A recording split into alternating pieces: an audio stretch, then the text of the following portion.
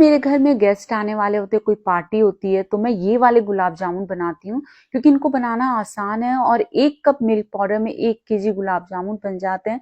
अगर आपने कभी भी गुलाब जामुन नहीं बनाया तो एक बार इस तरीके से बनाइएगा, पहली बार में बिल्कुल परफेक्ट गुलाब जामुन बन करके तैयार होंगे और घर में बहुत सस्ते में ये गुलाब जामुन बन जाते हैं। तो चलिए दोस्तों, ये गुलाब जामुन बना लेते हैं। इसको बनाने के लिए कढ़ाई में आपको 1 कप दूध लेना है और अब मैं इसमें डाल रही हूँ मिल्क पाउडर। तो मिल्क पाउडर मैं इसमें 1 कप डाल रही हूँ।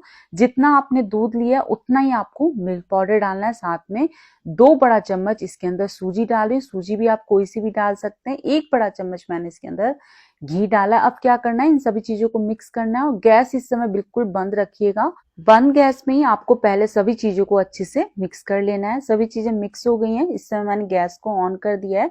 गैस की फ्लेम को मैंने मीडियम रखा हुआ है। तो हमें मीडियम फ्लेम पर हल्का गाढ़ा होने तक पका लेना है। तो अब देखिए ये गाढ़ा होना शुरू हो गया है। तो इस समय आपको क्या करना है, गैस की फ्लेम को लो कर देना है ताकि ये नीचे की साइड से जले नहीं और इसे गाढ़ा करना है। तो तब तक गाढ़ा कीजिएगा जब तक कि पूरी तरीके से कढ़ाई को ना छोड़ दे। तो अब आप देखिए इसने कढ़ाई को छोड़ना शुरू कर दिया है। तो मैंने थोड़ा सा कढ़ाई के चारों तरफ घी लगा दिया है ताकि कढ़ाई में जितना भी बचा हुआ मावा है वो भी निकल जाए। तो देखिए बिल्कुल कढ़ाई भी क्लीन हो गई है और हमारा मावा भी बिल्कुल तैयार है।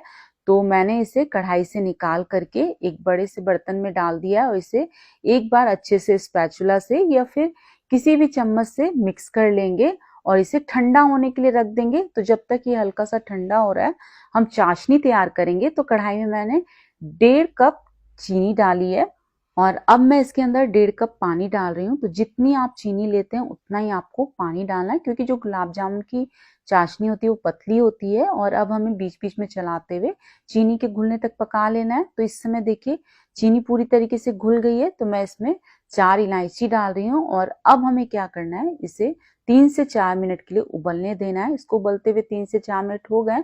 तो चलिए चेक कर लेते हैं। इसकी जो चाशनी होगी हल्की चिपचिपी शहद की तरह होगी।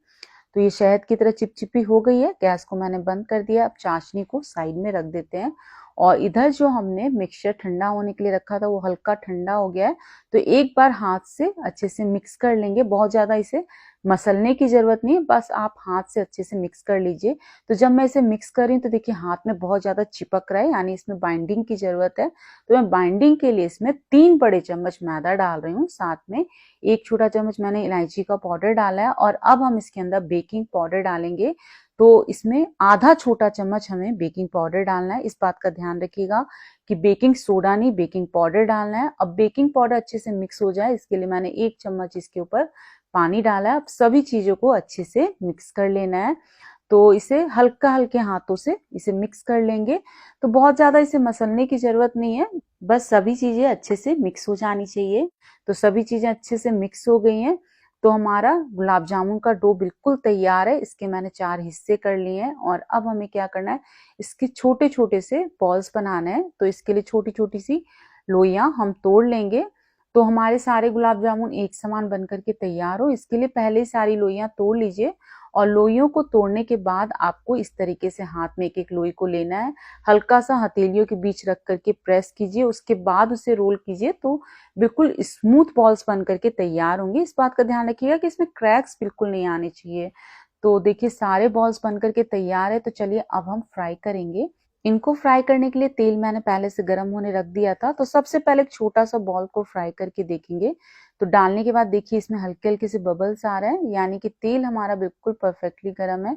और अब देखिए तैर कर ऊपर आ गया, बिल्कुल फटा नहीं है, बिखरा नहीं है, यानी कि हमारा गुलाब जामुन का मिक्सचर बिल्कुल सही बना है। तो मैंने कुछ बॉल्स को प्लेट में निकाल लिया था ताकि एक साथ हम डाल सकें। तो इस तरीके से एक साथ डालिएगा और कढ़ाई को आपको हिला देना है। तो आप देख सकते हैं हल्के हल्के से बबल्स आ रहे हैं। तो बिल्कुल तेल इतना ही गर्म होना चाहिए और गैस की फ्लेम को आपको मीडियम रखना है। तो अब आप देख सकते हैं सारे जो बॉल्स हैं वो ऊपर फ्लोट करके आ गए हैं। तो इस समय आपको चम्मच से इसे लगातार चलाते हुए फ्राई करना है ताकि बिल्कुल इनका एक समान गोल्डन ब्राउन कलर आ सके। और अब ये हल्के से फ्राई हो गए, तो अब आपको क्या करना है, गैस की फ्लेम को लो करना है और लो फ्लेम पर इसे फ्राई करना है जब तक कि इसका डार्क गोल्डन ब्राउन कलर ना आ जाए। अगर आप इसे लो फ्लेम पर फ्राई नहीं करेंगे तो अंदर से कच्चे रह जाएंगे, तो इस बात का ध्यान रखिएगा। तो एक बैच को फ्राई करने में आराम से 8 से 10 मिनट लग जाते हैं। तो अब आप देखिए इनका डार्क गोल्डन ब्राउन कलर आ गया, साइज में भी ये फूल करके डबल हो गए। तो ये बिल्कुल अच्छे से फ्राई हो चुके हैं, तो मैं इसे निकाल ले रही हूँ। और आपको इन गुलाब जामुन को निकालने के बाद डाल देना है चाशनी में।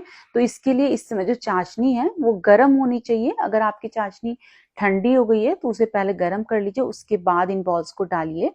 तो मैंने सारे बॉल्स फ्राई करके इस चाशनी में डाल दिए हैं, लेकिन जब मैंने और बॉल्स फ्राई किए तब तक चाशनी ठंडी हो गई थी। तो इस समय आपको क्या करना है, गैस पर रखना है इस कढ़ाई को और चाशनी में एक उबाल आने देना है। जब एक उबाल आ जाए तो गुलाब जामुन को थोड़ा अलट पलट दीजिए, गैस को बंद करिए और इसे ढक करके आधे घंटे के लिए छोड़ दीजिए, ताकि गुलाब जामुन के अंदर तक पूरी चाशनी चली जाए।